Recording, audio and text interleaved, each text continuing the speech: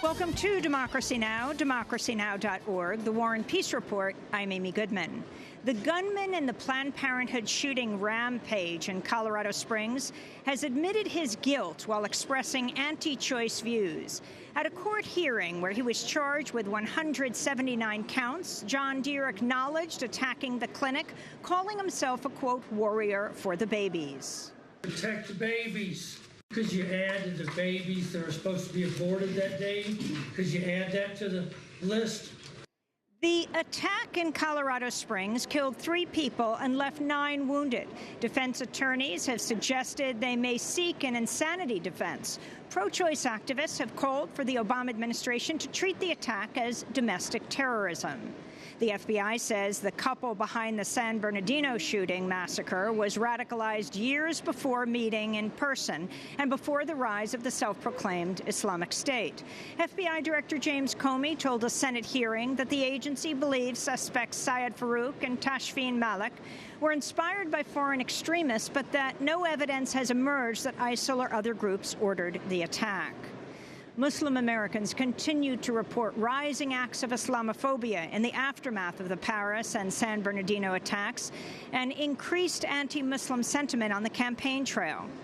A Muslim store owner in Queens, New York, said he was beaten by an attacker who reportedly said, quote, "I kill Muslims."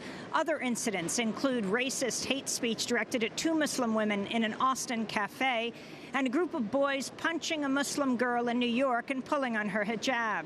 At a rally on Wednesday against Donald Trump's call to ban Muslims from entering the United States, Khalid Latif of the Islamic Center at New York University said anti-Muslim racism today could be even worse than after 9/11.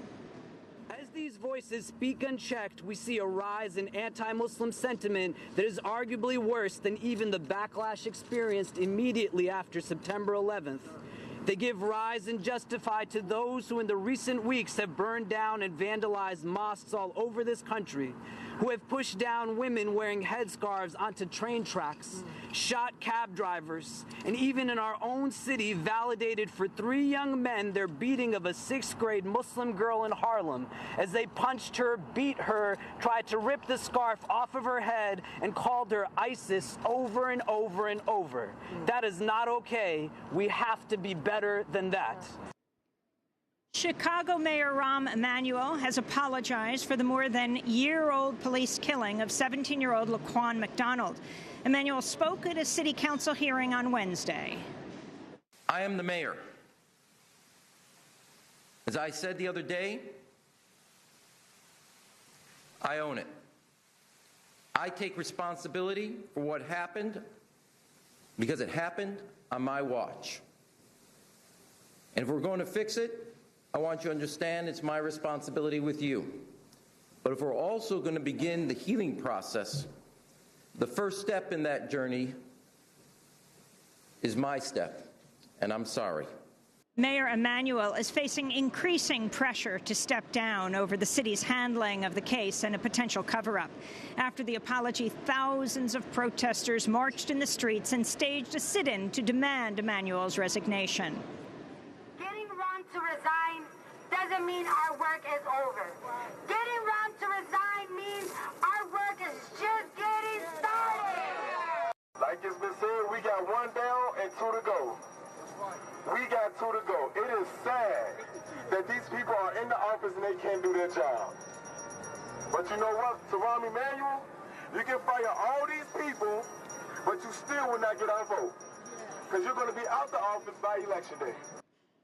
This comes as Chicago has released a 3-year-old videotape of officers tasing, beating, and dragging African-American Philip Coleman. Coleman died in police custody, although the city claims it was from an allergic reaction. Mayor Emanuel has said the abuse was unacceptable. Coleman's family says it wants the officers involved charged with crimes. The Supreme Court has heard arguments in a case that could threaten affirmative action on college campuses. The petitioner, Abigail Fisher, is a white woman who accused the University of Texas Austin of discrimination for rejecting her. On Wednesday, a majority of justices appeared to indicate they'll come down against the University of Texas's affirmative action policies, a stance that could ultimately threaten similar plans at other schools. Justice Antonin Scalia sparked outrage after saying that students of color with low grades are, quote, pushed into schools that are too fast for them, unquote, and may be better off at a, quote, less advanced school, a slower track school where they do well, he said.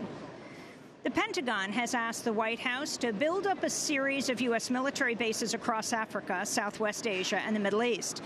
The New York Times reports top military officials want the network of bases to serve as hubs for special operations troops and intelligence operatives who could conduct counterterrorism missions against groups like the Islamic State, ensuring an enduring American military presence in several regions overseas. The Pentagon, meanwhile, says it's prepared to send military advisors and helicopters to help Iraq retake Ramadi, which was captured by ISIL in May. Meanwhile, Iraq has asked NATO to pressure Turkey into withdrawing its forces from northern Iraqi areas.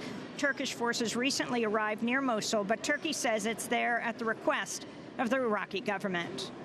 The Syrian government and rebel forces have completed a rare negotiated truce in the opposition stronghold of Homs.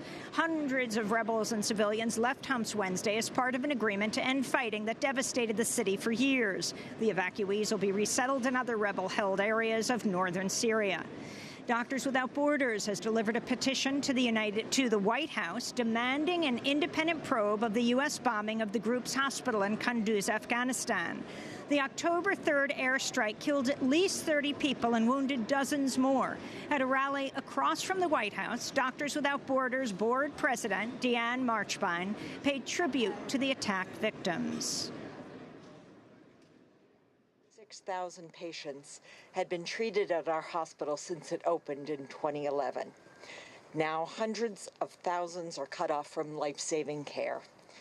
The patients who were killed believed that they had come to a safe place to be treated. They could not have imagined that they would instead become targets.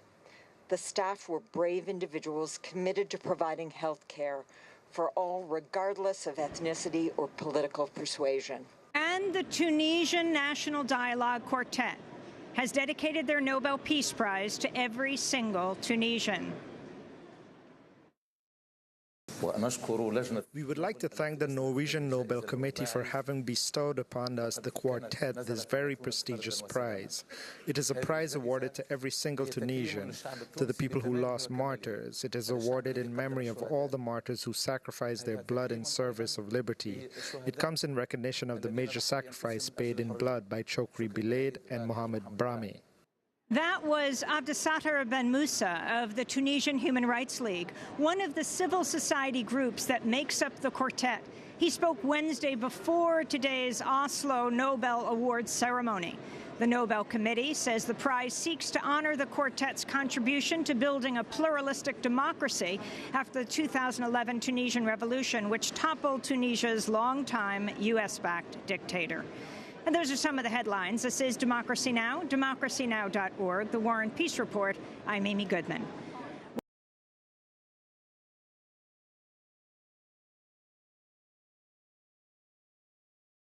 Hi, I'm Amy Goodman. I want to thank you for tuning in to Democracy Now! We are so grateful to our fans and followers for being a part of the daily conversation.